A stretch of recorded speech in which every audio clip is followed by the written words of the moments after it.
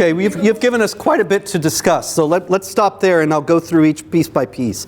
In the first place, the short answer is you are retailing historical myths that have been designed to manipulate people in the modern day but have no basis in fact. The reality is that it's certainly true that Islam has not been as on the march and militant as it is today at periods in history. The periods in history when it was not on the march as it is today were when it was weak. Because actually Islamic law dictates that you don't wage jihad when the enemy has more than twice your strength. For example, in early 19th century India, the British were ruling and the Hindus were dealing with the British, but the Muslims were waging jihad all the time. So the British, in those days, they had a little bit more cultural confidence. They quarantined the Muslims and only dealt with the Hindus. The Muslims grew progressively more weak and impoverished. And finally, they started teaching Islam is peace. Jihad is the peaceful interior struggle. And they were able to be incorporated to some degree back into the society in India as it was constituted at that time, because they were essentially surrendering, but biding their time. The theology didn't change. Now, as far as the periods in history go, Al-Andalus.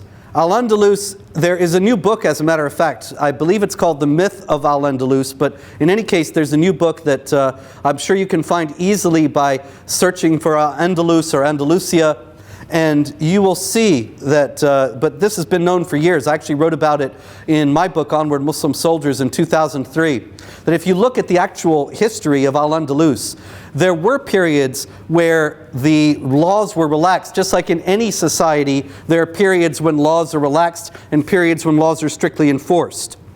But the laws were never changed. The laws always mandated that the Christians and the Jews were second class. And if they knew their place, there was no problem.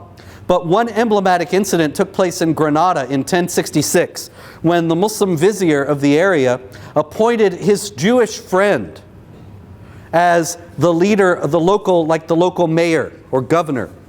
And the Muslims in the area of Granada rioted and embarked upon a pogrom, and 4,000 Jews were killed because they knew that Islamic law mandated that no Muslim could be under authority to a non-Muslim.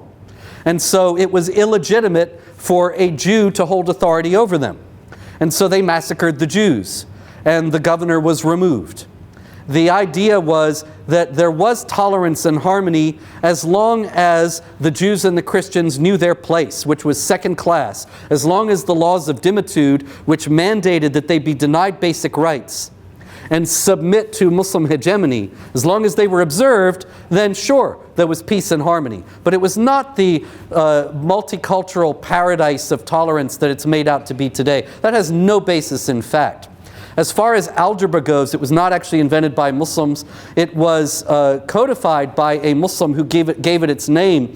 But algebra actually dates long before Muslims. So do hospitals. Hospitals come from ancient Greek and Roman times. And the hospitals in the Iraqi Caliphate, the Umayyad and the Abbasid Caliphates in the 8th and 9th centuries, they were actually started by Christians.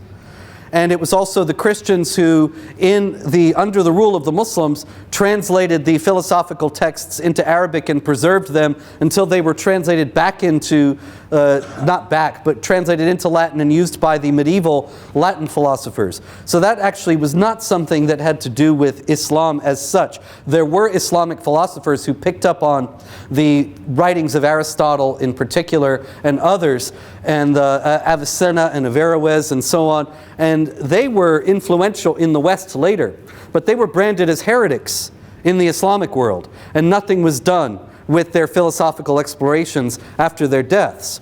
And there was and the Crusades. The Crusades were undeniably, they were terrible. When the Crusaders took Jerusalem and they burned the synagogue full of Jews and the blood ran in the streets. This is contemporary accounts. There's no excuse for that, there's no denying it. And nobody's saying here that Muslims have a monopoly on doing evil deeds. But the idea that the Muslims were uniquely tolerant is also a historical fiction. As a matter of fact, Salahuddin or Saladin, the fabled Muslim commander, was just as brutal. when he reconquered some of the lands from the Christians sometime later.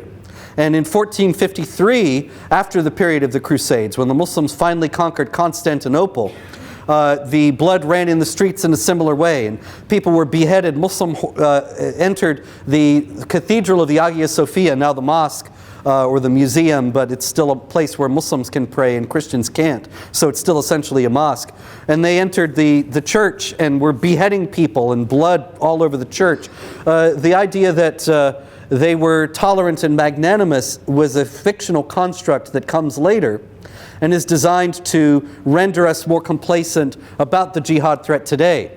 That because they invented algebra and invented science and invented philosophy and were tolerant and magnanimous, therefore we should not be concerned about the Muslim migrants. When unfortunately, even if those things were true, and they're not remotely true unfortunately, they don't mitigate the fact that the Quran mandates, and it is taught in Islam, that Muslims must wage war against and subjugate unbelievers.